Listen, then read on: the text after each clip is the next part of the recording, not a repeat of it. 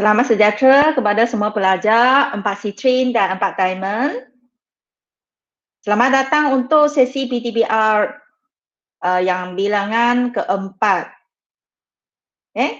Cikgu ucapkan tahniah dan syabas kepada anda semua yang dapat mengikuti sesi Google Meet ini. Baik, hari ini kita akan belajar tentang subtopik 4.3 dan 4.4.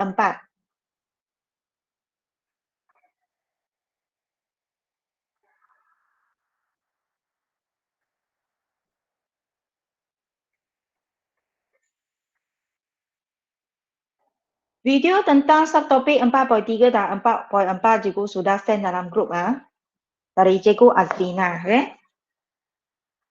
Nanti pelajar boleh tonton kalau belum supaya kamu lebih faham tentang dua unit ini. Baiklah.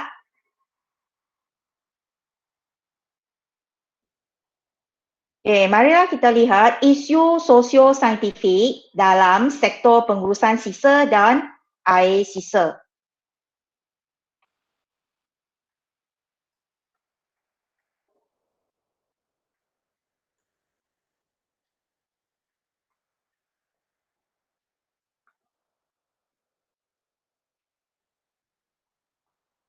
Yang pertama, kumbahan sisa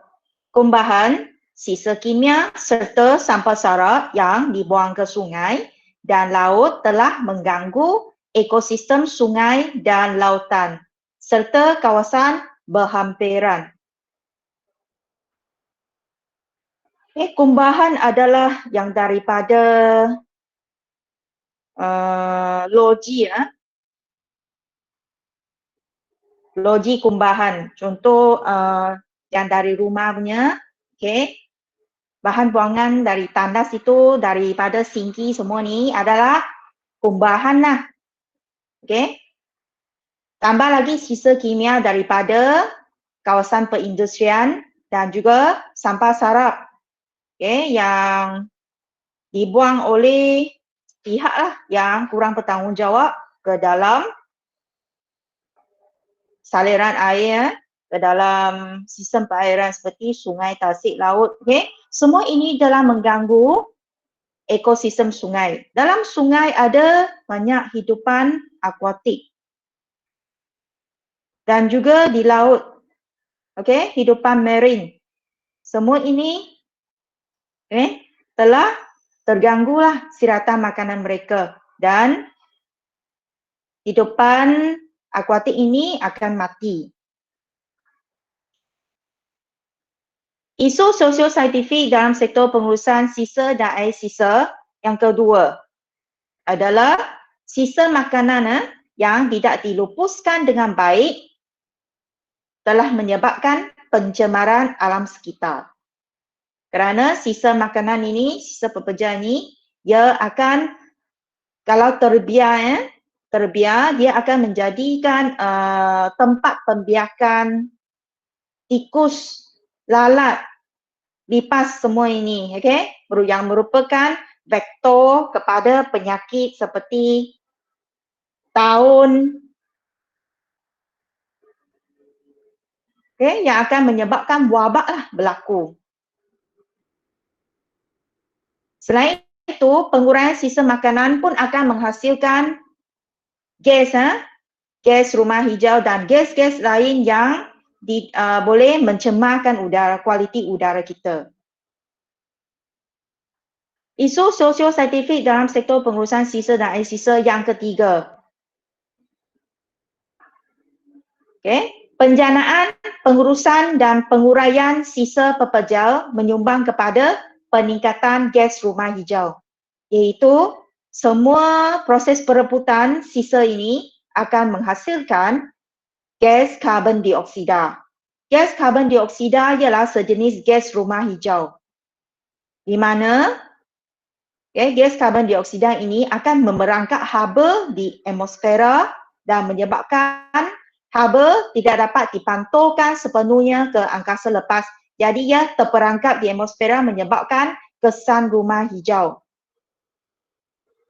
Suhu bumi meningkat, pemanasan global berlaku.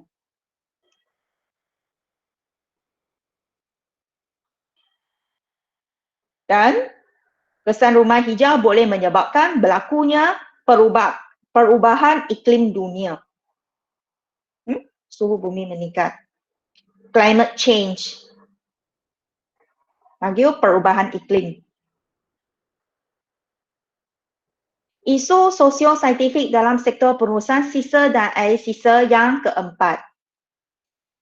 Terdapat kira-kira 268 juta tan kertas dihasilkan setahun. Bagi menghasilkan 1 tan kertas sahaja, kita memerlukan 2 hingga 4 tan batang kayu. 1 tan bersamaan dengan 1000 kilogram. Banyak kan? Berapa batang pokok ni kena ditebang? Kertas telah menjadi penyumbang utama kepada sisa pepejal. Ini isu sosio-saintifik keempat. Bagaimanakah kita boleh menangani isu sosio-saintifik dalam sektor pengurusan sisa dan air sisa? Kita lihat aplikasinya. Melalui pencegahan dan pengurangan. Di mana pengguna digalakkan untuk meminimumkan penggunaan kertas dengan menggunakan semula kertas terpakai. Atau menggunakan kertas apabila betul-betul diperlukan sahaja. First melalui penggunaan semula kertas, iaitu kertas yang di mana hanya dicetak pada satu muka surat yang lain itu, yang kosong tu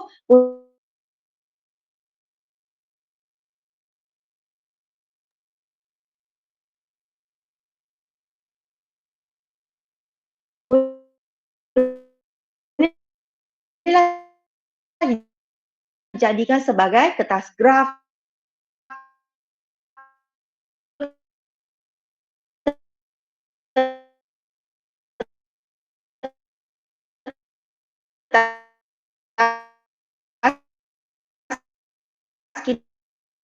kita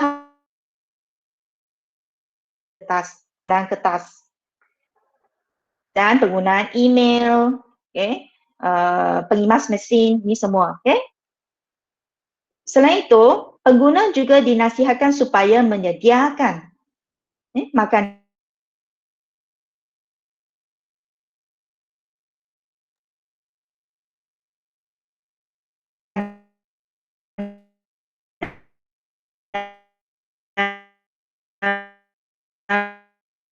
Ibu, soal itu tak jelas.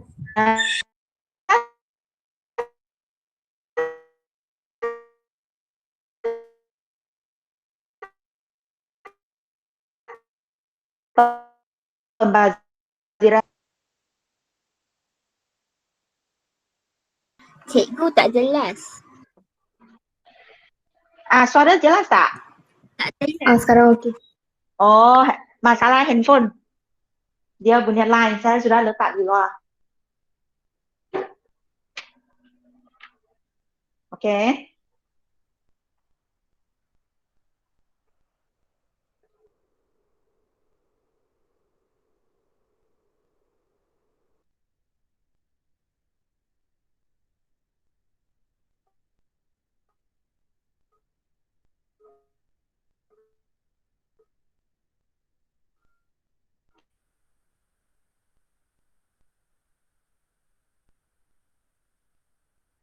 Jadi, tangani dengan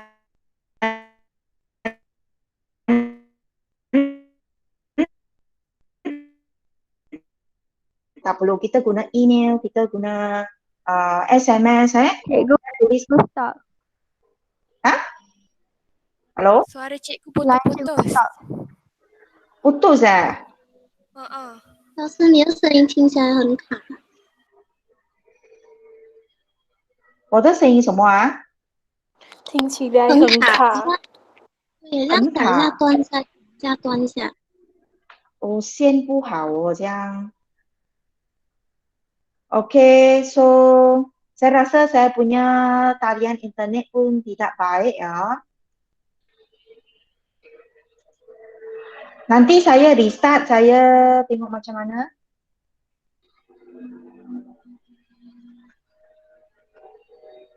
Sekarang okey tak, Ras? Okay. Okey. Sekarang sudah okey.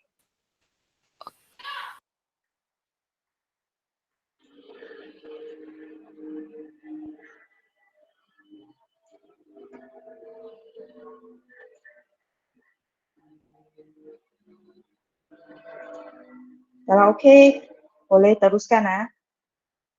Okey, cikgu. Kaedah kedua untuk menangani isu sosial saintifik dalam penulisan sisa dan akhir sisa adalah melalui pengasingan dan kitab semula.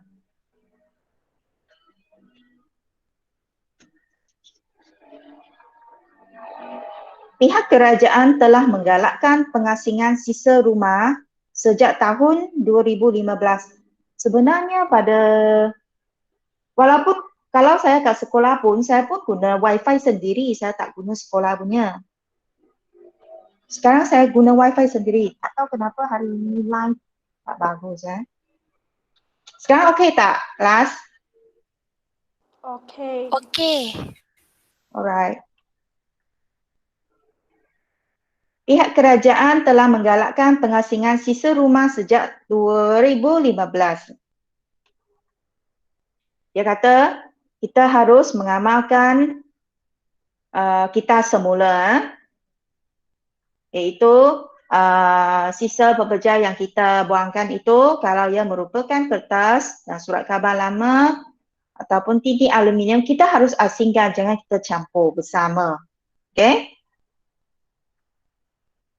Dengan cara kita semula, okay, bahan buangan ini, kita dapat mengurangkan sisa pekerja di tapak pelupusan. Kita semula membolehkan kita mengurangkan kebergantungan kita kepada bahan mentah dan kita dapat mengurangkan kos pengeluaran kerana penggunaan tenaga adalah kurang berbanding dengan memproses semula daripada sumber mentah. Okay, yang ketiga adalah dengan menggunakan kaedah 5R, iaitu refuse, tolak, maksud tak nak beg plastik. Mengurangkan reduce, kurangkan penggunaan kertas, guna semula, reuse, recycle kita semula dan recovery, pemulihan. Konsep 5R ini, tolak, kurangkan, guna semula, kita semula dan pemulihan telah diperkenalkan bagi menggantikan konsep 3R sebelum ni. Sebelum ni hanya ada kurangkan, guna semula dan kita semula. So sekarang ialah 5R. Mula dengan tolak dan akhirnya dengan pemulihan.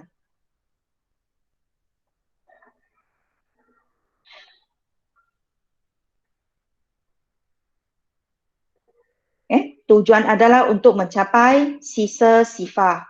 Pemulihan bermaksud barang yang kita semula itu akan dipulihkanlah, menjadikannya yang menghasilkan produk yang baharu yang mempunyai nilai yang lebih tinggi seperti upcycle.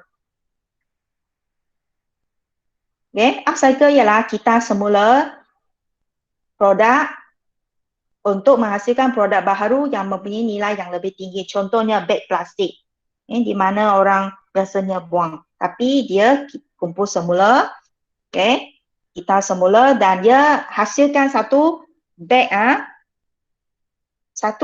handbag yang dibuat daripada beg-beg plastik. Maka handbag itu nilainya lebih tinggi lah berbanding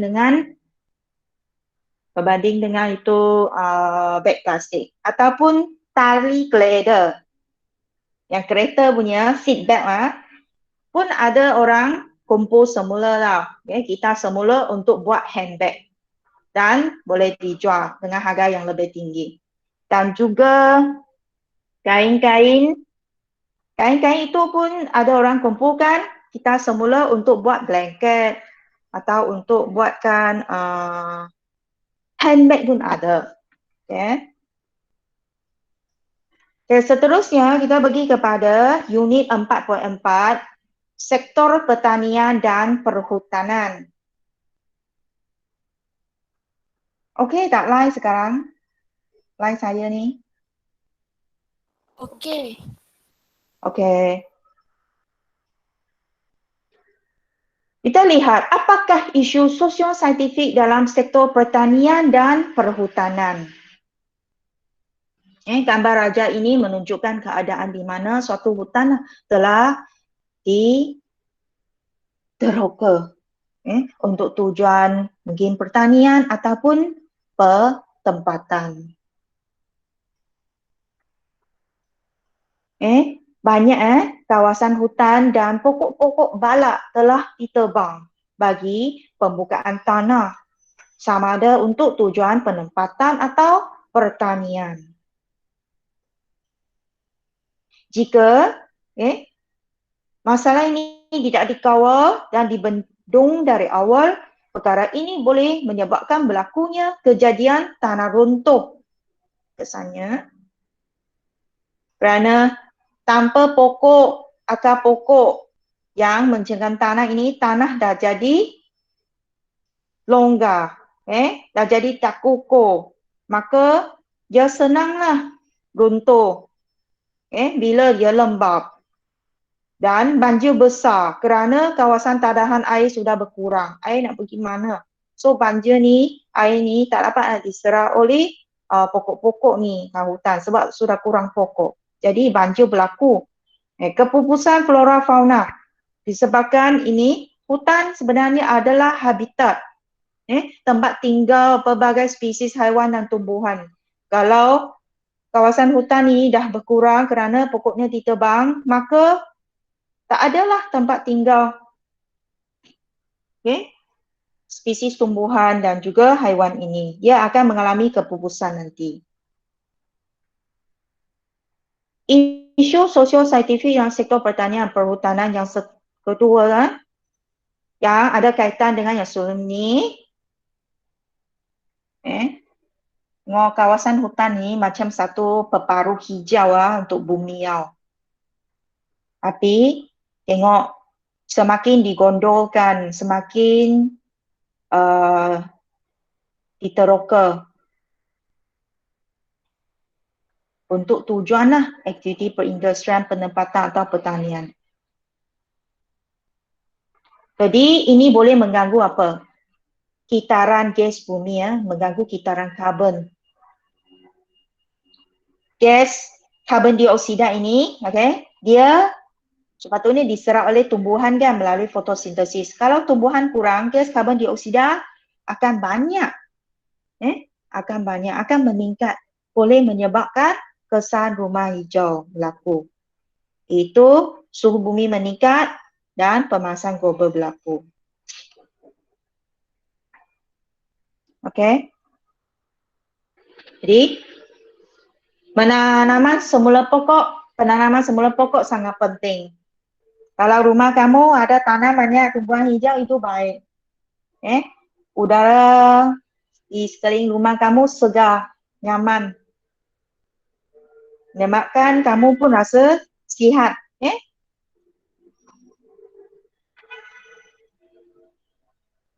Seterusnya, kita tengok isu sosio-saintifik dalam sektor pertanian dan perhutanan. Ini. Gambar ini menunjukkan berlakunya pembakaran terbuka.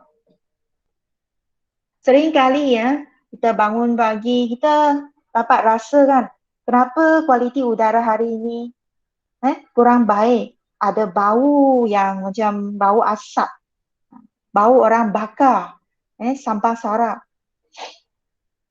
Kalau ya serius, kalau hutan terbakar, boleh berlaku apa? Berlakunya jerebu yang teruk. Seperti tahun-tahun lepas yang pernah berlaku. Di mana ramai ini menjejaskan ramai orang lah, okay, menyebabkan mereka mengalami masalah sistem pernafasan. Okay, pembakaran terbuka ini dilakukan oleh para petani ya, di kawasan ladang. Kerana mereka nak buka satu tanah untuk pertanian kan, nak senang, nak juga tanah itu subur, jadi mereka just bakar saja. Bakar sisa-sisa itu. So, ini menyebabkan jerebu yang teruk dari negara jiran Indonesia. Kalau berlaku pembakaran terbuka, asap itu, jerebu itu boleh titiup sampai ke negara kita. Okay? Isu sosio-saintifik dalam sektor pertanian dan perhutanan. Yang keempat, kejadian tanah runtuh. Disebabkan kawasan hutan ini diteroka. Gambar rajah ini menunjukkan kejadian tanah runtuh yang berlaku di Lebuh Raya, Kuala Lumpur, Karak pada 11 November 2015. Dipercayai berpunca daripada pembalakan yang tidak dikawal dalam hutan lipur Lentang. Sebenarnya hutan lipur ini patutnya dijadikan sebagai hutan simpanan. Mungkin masa itu ada pembalakan haram berlaku lah, menyebabkan hal ini tanah runtuh terjadi. Ini kesannya banjir lumpur berlaku, tanah runtuh dan banjir lumpur.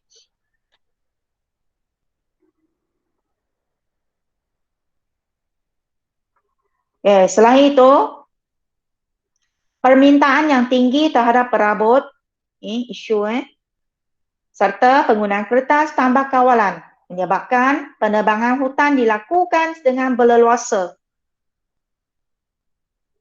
kerana industri perabot ini. Permintaan tinggi dalam industri perabot. Orang nak beli perabot yang diperbuat daripada kayu. Contoh kayu cengal, mahal kan? Orang suka macam benda yang tradisional dan antik. Jadi pokok-pokok ditebang ni.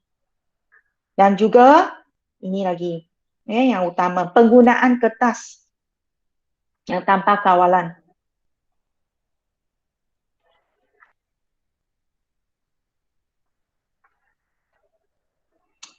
Selain itu,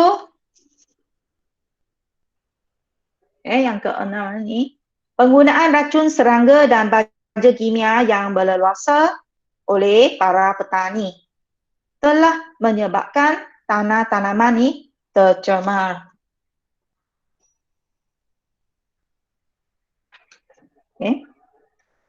Kesannya adalah penggunaan racun serangga dan baja kimia ini boleh meningkatkan keasidan tanah. Jadi akan mengurangkan tahap kesuburan tanah itu. Selain itu, sisa baja kimia dan racun serangga ini boleh melarut resap melalui air hujan dan dia boleh mengalir ikut aliran hujan ke dalam tasik yang berhampiran. Baja kimia ini ada nitrogen yang banyak. So nitrogen ini boleh menggalakkan pertumbuhan alga pada permukaan tasik dan berlaku eutrofikasi, di mana permukaan tasik telah diliputi oleh alga dan alga ni hijau. Alga ini akan menjalankan fotosintesis. Dia menjalankan fotosintesis. So, dia serap karbon dioksida dan dia bebaskan oksigen.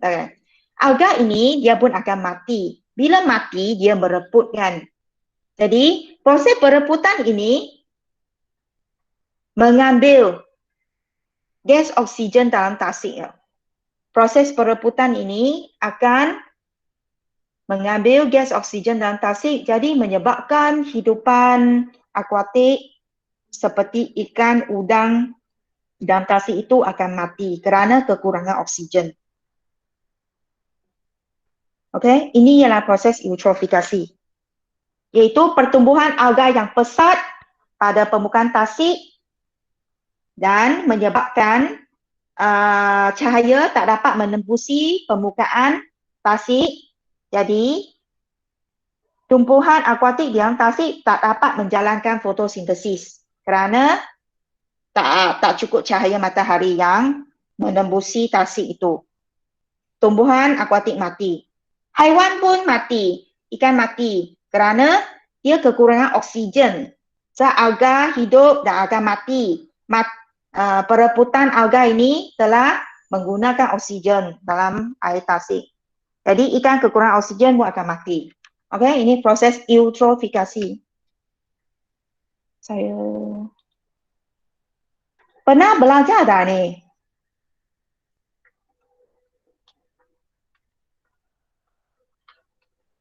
Istilah ni pernah. eutrofikasi.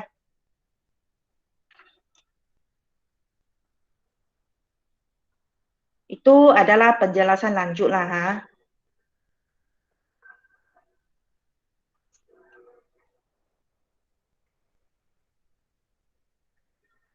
Ini tadi saya sudah terangkan kesannya eutrofikasi. So tulis sini.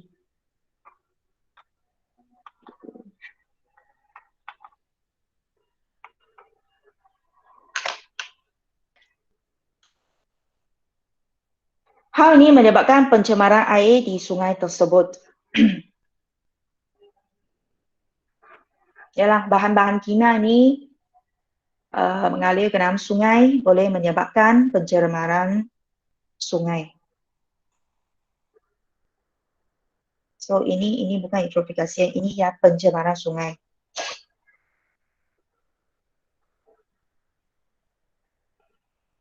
Okey, bagaimana kita boleh menangani isu sosial saintifik dalam sektor pertanian dan perhutanan?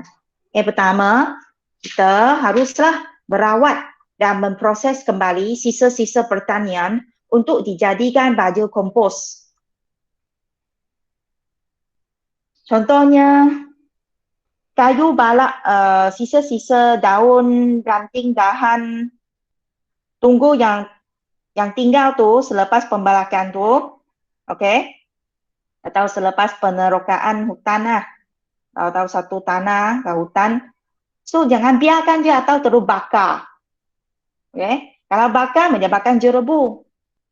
Sebenarnya sisa-sisa pertanian ini dia boleh kumpulkan, dia boleh jadikan, okay? Merawat dan memproses untuk jadikan sisa-sisa seperti baja kompos. Okay? Contohnya tandan kelapa sawit dan juga serabut kelapa sawit selepas pengesrakan minyak kelapa sawit itu, sisa kelapa sawit yang tinggal itu untuk apa? Dia boleh diproses, okay, untuk menghasilkan tenaga biogesin. Tenaga biogesin merupakan sumber tenaga boleh baharu, di mana dia kalau dia bakar, dia akan kurang membebaskan gas rumah hijau, berbanding dengan pembakaran bahan api.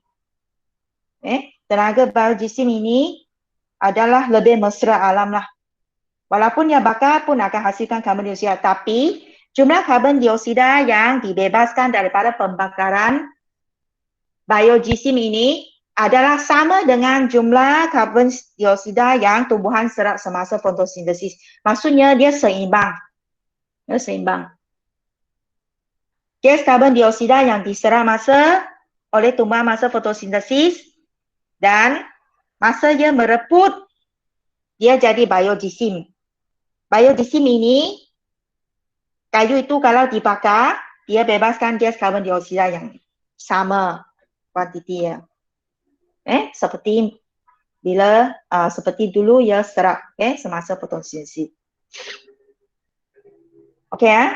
Boleh jadikan baja kompos ataupun sisa pertanian dijadikan sebagai biogesin untuk menjana tenaga elektrik.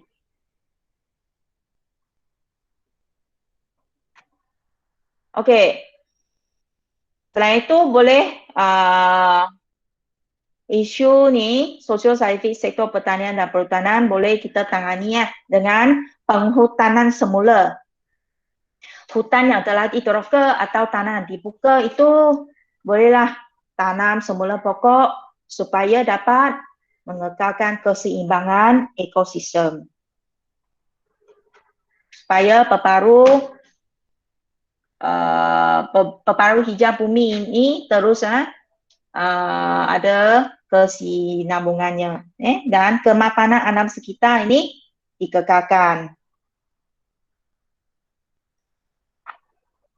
Yang ketiga, aktiviti pembalakan harus dikawal melalui penguatkuasaan undang-undang oleh pihak berkuasa dan denda ataupun hukuman yang lebih berat haruslah dikenakan kepada pembalak haram supaya mereka tidak lagi terus melakukan pembalakan haram. Dan aktiviti pembalakan terpilih harus dilakukan di mana hanya pokok-pokok yang terpilih yang cukup matang usianya ditebang untuk industri pembuatan perabot atau kertas. Ini maksudnya pengawalan aktiviti pembalakan melalui undang-undang. Selain itu, lebih banyak kawasan hutan simpan haruslah diwatakan dan kalau jadi hutan simpan, dia boleh jadikan satu tempat ekopelancongan dan tempat itu ada terpelihara lah. Tak boleh langsung ada aktiviti pembalakan, tak boleh. Jadi flora fauna di sana terpelihara dan ia terus ada kesinambungan, kekal dan seimbang.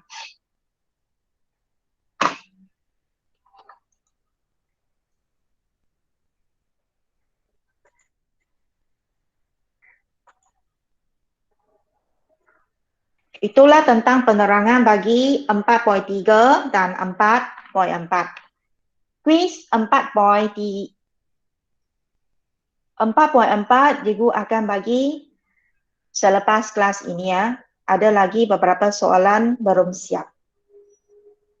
Pelajar sudah cuba buat muka surat 3.3 dan 3.4. Tak. So, kita bincang Pelajar perlu beri respon bila dipanggil untuk jawab.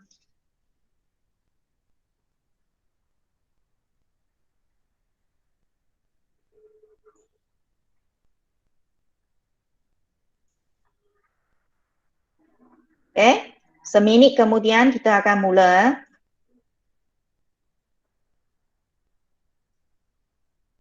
Kehadiran hari ini adalah 16 pelajar.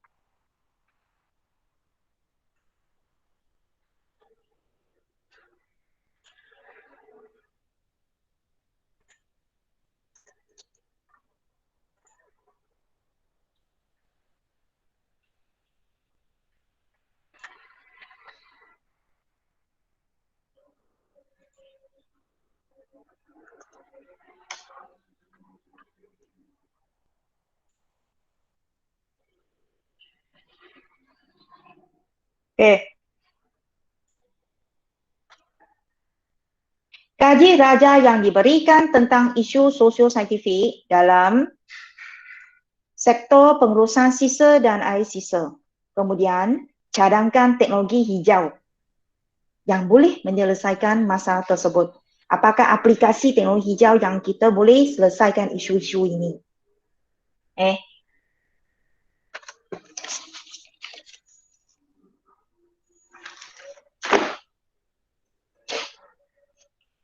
Okay. Isu sisa pepejal seperti sisa kertasnya yang merupakan penyumbang utama sisa pepejal, barangan elektronik yang dibuang terus ke tapak pelupusan tanpa dikita semula, sisa makanan yang berlebihan ni, yang tidak dilepuskan dengan cara yang wajar dan menyebabkan kepada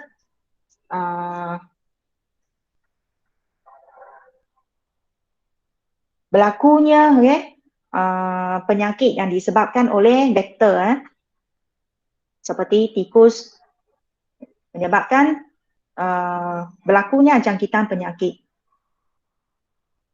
Dan sisa plastik ini juga menyebabkan kalau sisa plastik ini dia kecil seperti 5 mm, kurang daripada 0.5 cm itu, ini panggil mikroplastik. Jadi mikroplastik ini dia boleh berada kat mana-mana je. Bila dia termakan oleh ikan tu, ikan itu kita makan, maksudnya akhirnya masuk kat perut siapa? Perut kita juga. Okay? Mikroplastik itu termakan oleh kerang, kita makan kerang. So akhirnya plastik itu kat badan kita. So akhirnya boleh jadi apa? Macam-macam penyakit. Okay. Yang paling serius itu, okay, takut penyakit seperti kanser ni berlaku.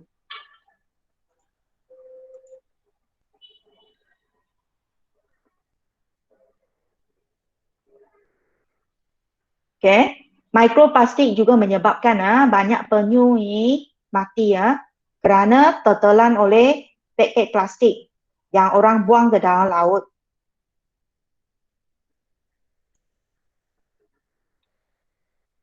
Bagaimana kita nak selesaikan isu-isu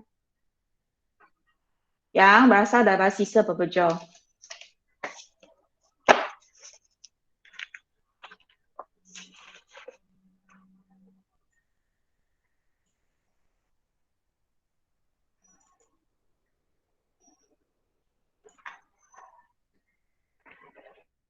Pelajar boleh rujuk kepada buku teks.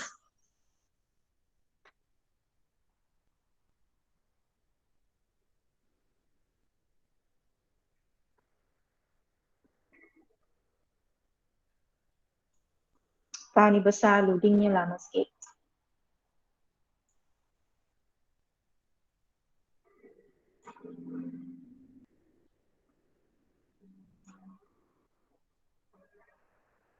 Okay.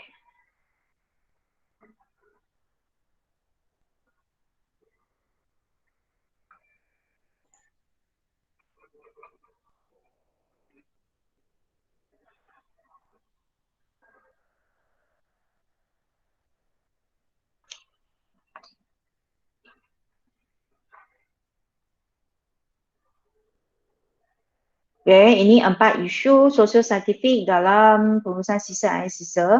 Cara menangani adalah melalui aplikasi teknologi hijau. Mana satu?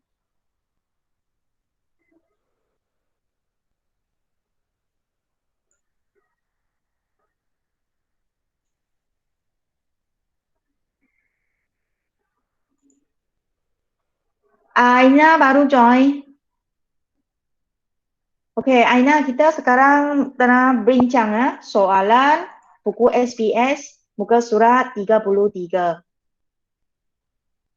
Okay? Jadi Aina ada idea tak? Nak beri pendapat tak? Bagaimana kita boleh aplikasi teknologi hijau untuk mengatasi isu sisa pepejal? Seperti sisa kertas, barang elektronik, sisa makanan, sisa plastik ini. Kalau boleh chat type ataupun boleh buka mikrofon dan berikan respon. Okay, Alia. Alia nak cuba tak? Boleh cadangkan satu aplikasi teknologi hijau ni untuk mengatasi isu sisa pepejal? Tak pasti. Tak pasti. Dah sini ada, sudah ada clue. Satu. Kita boleh apa? Pula kurangkan guna semula, kita semula dan pemulihan.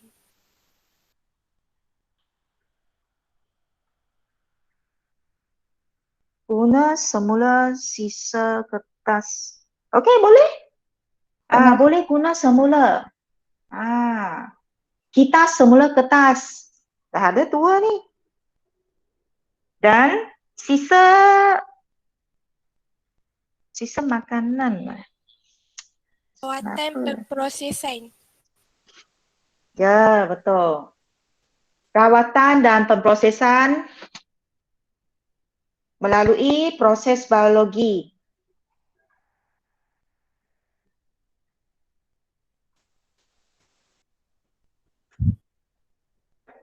Ataupun Pengasingan dan kitara semula. boleh. Ini lebih kurang sama. Ini 2. Dan ini ini pun boleh, iaitu sumber tenaga biojisim.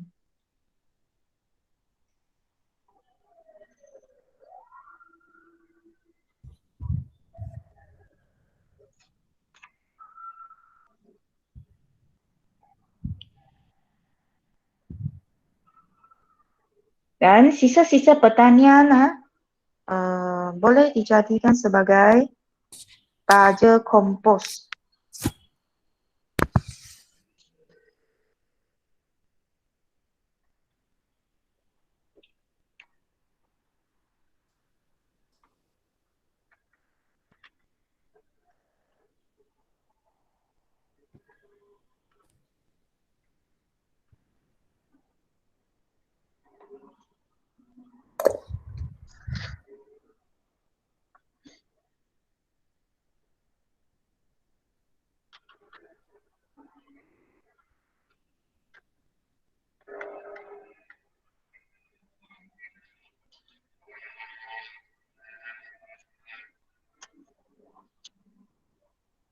Sisa kertas kita semula dan guna semula.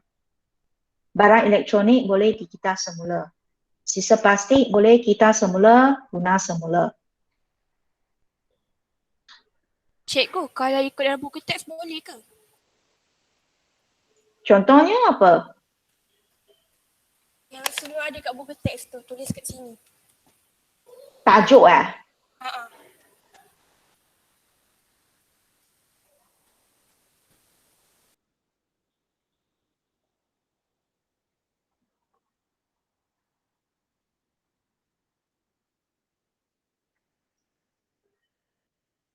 kalau tulis tajuk, ini 2 macam ulang tau. Dua-dua ini. Betul tak? Ini dah ada kita semula. Ini sebelum kita semula kita buat pengasingan. Sisa tu. Betul tak? Ada ulang.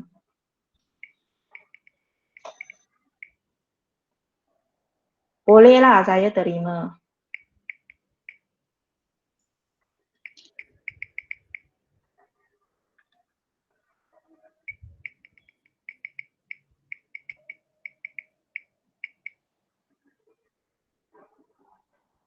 Saya harap pelajar.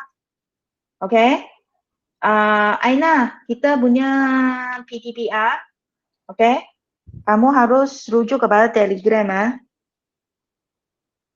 Kamu hubungi saya pun melalui Telegram, okay? Semua pelajar kena sentiasa peka terhadap maklumat yang dikongsi dalam grup. Apakah video yang dikongsi itu kena tonton. Quiz itu kena mencapai skor minimum sekurang-kurangnya. Dan tugasan SPS yang dibincang dan pelajar telah buat semakan dan pembetulan, kamu send dalam bentuk PDF. Kalau tak boleh PDF, boleh send dalam bentuk gambar. Dalam Google Classroom. Supaya saya boleh rekodkan siapa ada ikuti PDPR ini. Okay, proses rawatan biologi ini boleh menukarkan sisa pepejal kepada baja organik. Ataupun baja organik bermaksud baja kompos.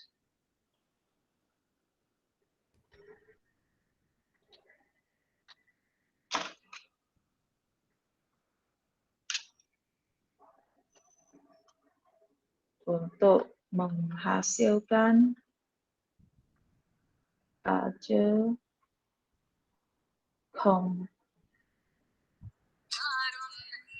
kompos inilah. Okey? Bagaimana? Okey, apakah kesan isu air sisa?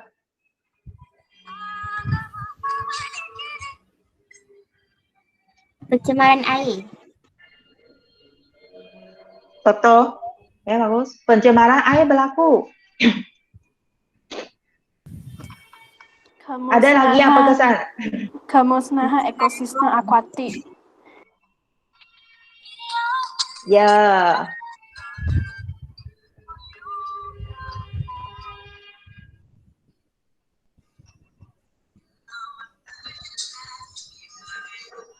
Kemusis.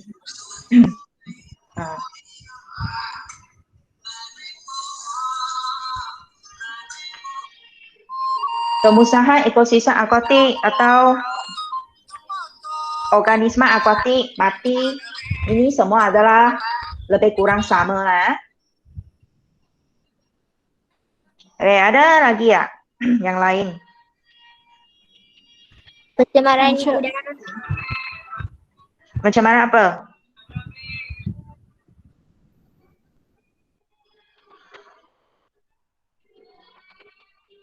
Pencemaran air dah tulis. Pencemaran udara. Udara.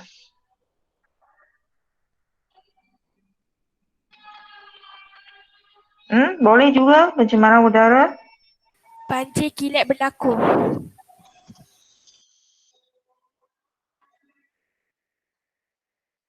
Banjir kilat hanya kalau banjir kilat lebih kepada sisa pepejal. Sisa pepejal dia menyumbat sistem saliran peparitan. Ini air je, air buangan.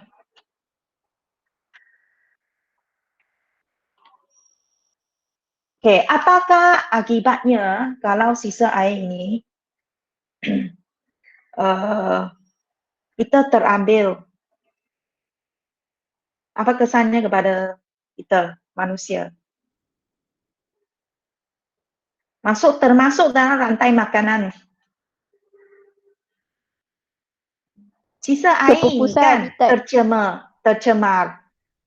Jadi dia akan efek pada orang kan. So apakah kesannya ke atas manusia ni? Masalah kesihatan. Okay, betul. Okay, boleh menyebabkan masalah kesihatan atau menyebabkan penyakit. Menjejaskan kesihatan manusia pun boleh ya.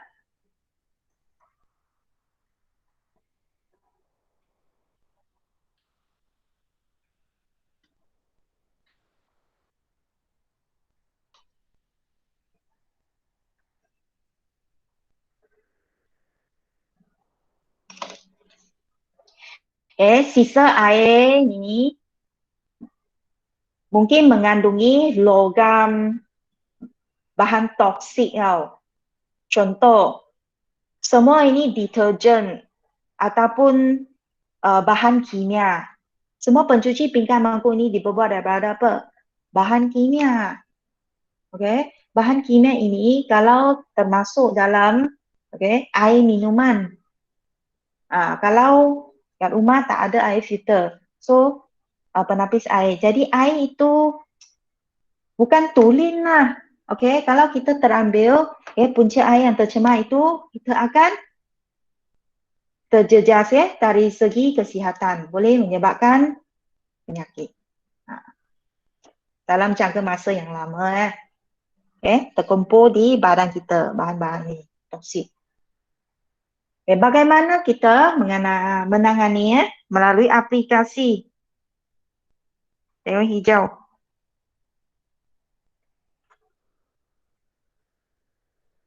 Kita juga boleh guna ini dah. Ni kita guna. Pelajar boleh beri respon. Rawatan dan pemprosesan.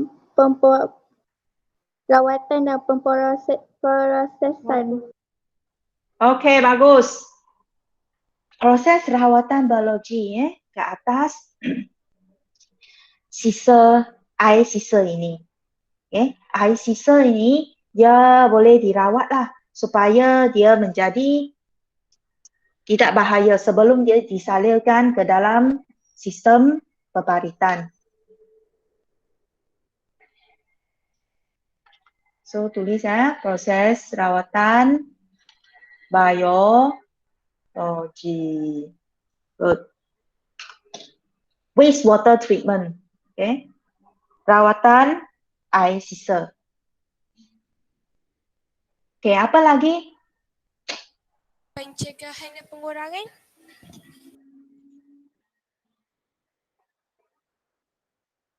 Pencegahan sisa. Pencegahan dan pengurangan lebih kepada sebenarnya sisa pepejal.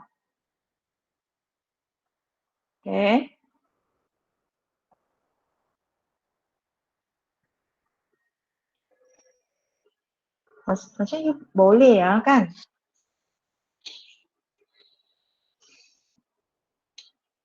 Ini boleh tak? 5R. Setuju tak?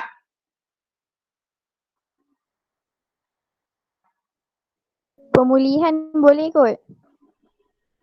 Boleh, betul. 5R. So ini boleh kita semula tolak, kurangkan, guna semula, kita semula dan juga pemulihan. So tulis 5R.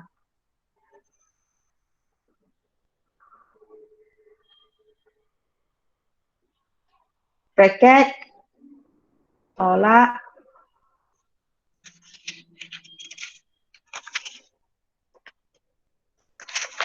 tulis penuh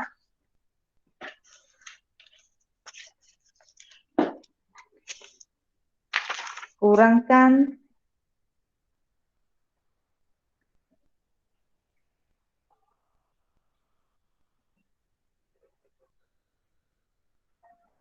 guna semula, kita semula dan pemulihan.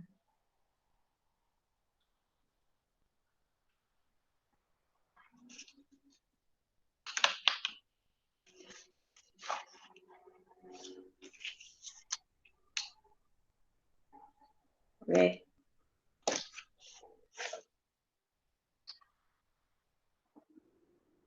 Kita pergi kepada 4.4 isu sosio-saintifik dalam sektor pertanian dan perhutanan. Berdasarkan gambar yang diberi, tuliskan isu sosio-saintifik yang dihadapi dalam sektor pertanian dan perhutanan. Kemudian tandakan tik pada teknologi hijau yang boleh menyelesaikan masalah tersebut.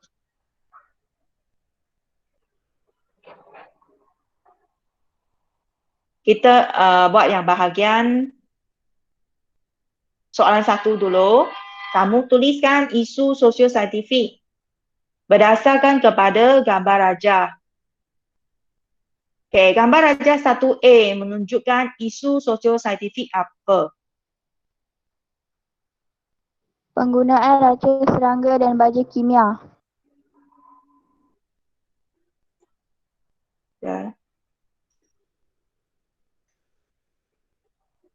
Betul. Racun serangga.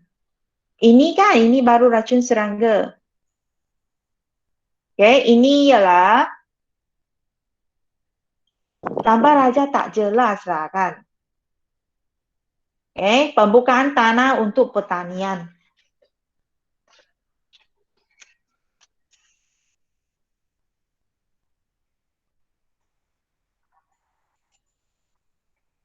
Okay, yang ini gambar aja apa? B.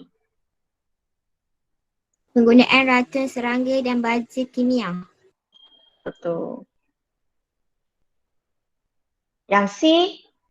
Pembakaran terbuka. Ya. Atau pembakaran hutan.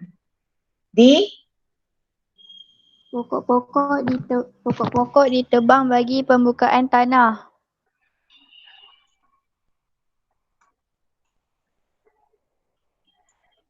Kenapa saya padam punya tak jawapan tak keluar. Penambangan hutan. Penyahutanan, penerokan hutan, aktiviti pembalakan. Okay, semua diterima. Pembukaan tanah untuk ini pertanian ke? Oh, itu pertanian. Okay, penyahutanan, deforestation. Okay, bagaimana nak selesaikan isu sosio-saintifik dalam sektor pertanian dan perhutanan ini? Pencegahan pembakaran hutan. Betul. Lagi? Penanaman semula. Ya, betul. Lagi? Hentikan pembalakan. Ya. Mengawal aktiviti pembalakan, hentikan pembalakan haram. Hentikan pembalakan.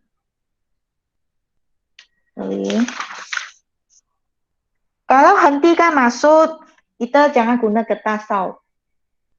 Mungkin tak. Buku teks pun dibawa dari kertas lah.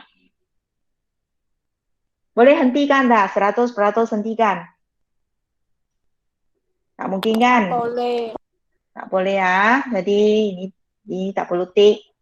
Kalau dia kata mengawal boleh. Kita boleh kurangkan je. Tak boleh hentikan ya. Ada lagi. Okey, ada apa lagi? Buku teks pun ada kan? Penggunaan baja kompos. Ya, okey. Ini betul.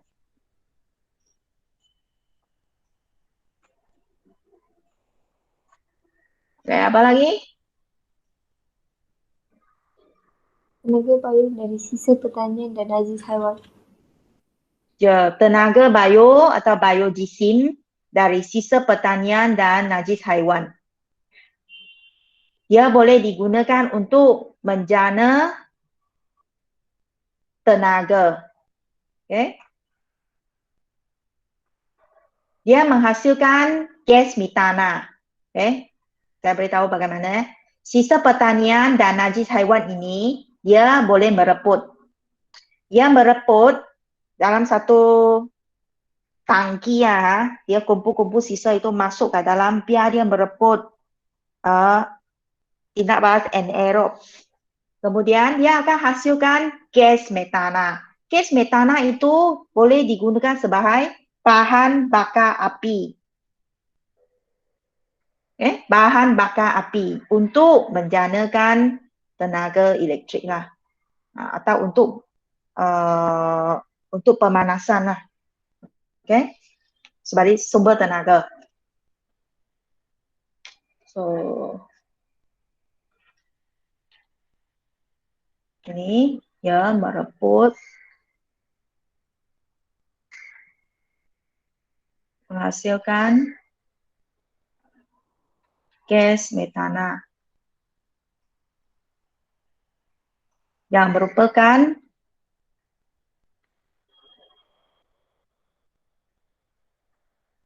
bahan api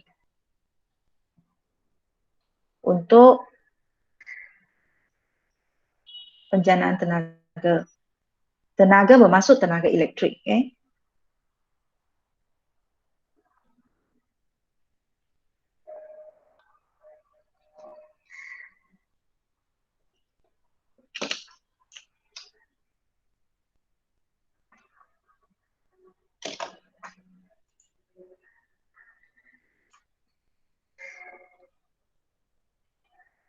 Ada lagi tak?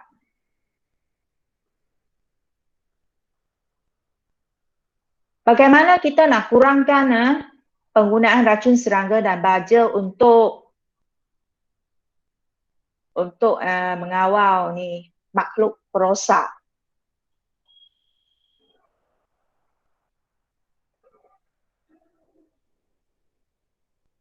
Kita boleh guna kaedah apa? Haiwan. Ya, Haiwan. boleh guna haiwan kan, konsep mangsa pemangsa ni. Iaitu apa boleh?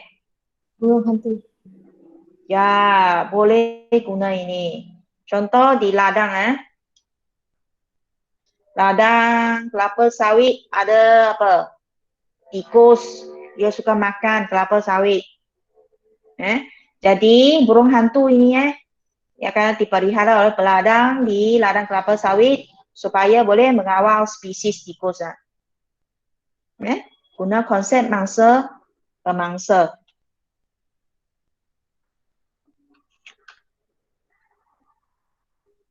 Atau ular pun hidup di ladang, ular makan tikus. Secara semula ini pun boleh mengawal populasi perosak. Jadi 5 aplikasi teknologi hijau dalam mengatasi isu sosio-saintifik dalam sektor pertanian dan juga perhutanan.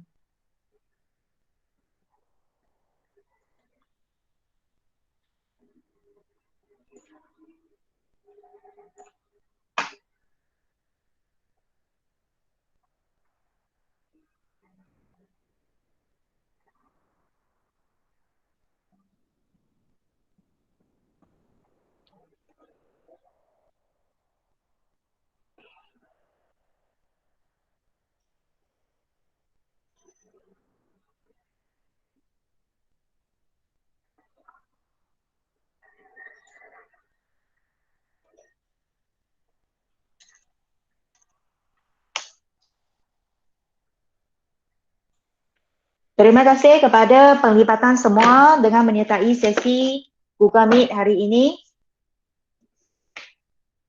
Selama 1 jam, pelajar boleh teruskan kalau belum siap kuis. Ada apa tak faham boleh kontak cikgu. Saya akan menjawabkan semua persoalan kamu. Dan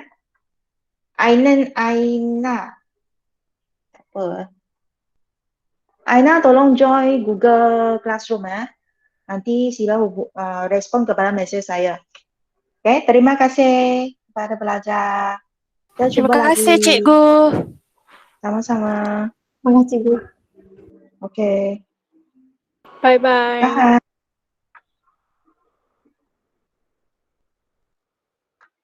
Bye cikgu. Okay, jumpa lagi.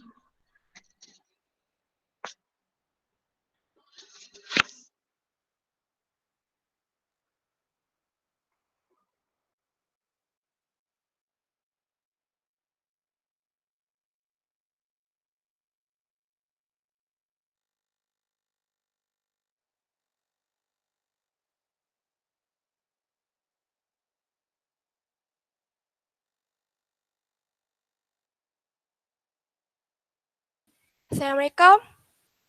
Dengar apa mah? Macam kat dengar. Hello. Hello. Cuba tengok dengar tak?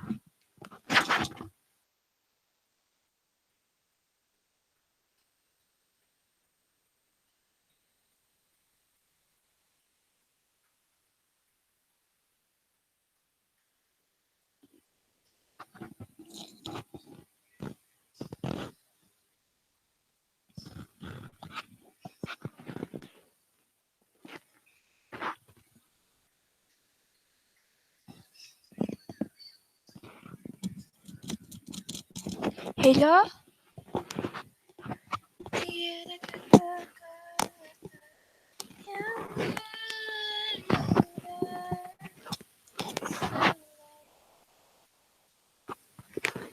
dapat darimu membuatku gembira. Assalamualaikum. Assalamualaikum. Dengar apa ni? Hello? Hello?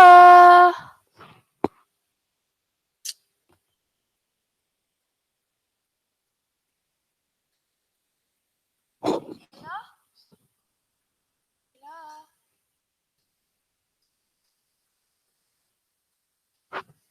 Hello?